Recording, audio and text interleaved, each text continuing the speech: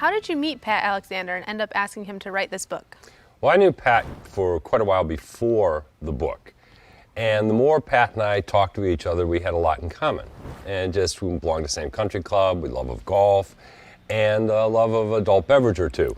And so we got to know each other that way, actually quite well. And as Cardinal started to develop and getting to its ultimate conclusion, many people suggested that I write a story about Cardinal.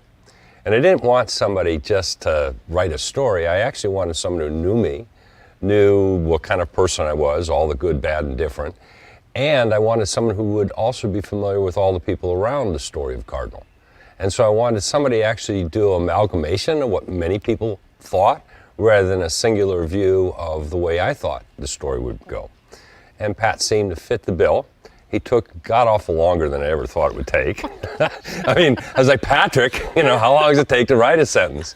But he went over and over and did this, and he interviewed maybe 60 different people and got a view of what they thought. And there's many things in the book that I've read, and I said, Patrick, this doesn't sound right. And he would say, no, Michael, I've talked to 3 or 4 people, and they'll tell the story verbatim. Your version isn't the one that's right. So that's why I thought Patrick was a wonderful person to write a book. Awesome.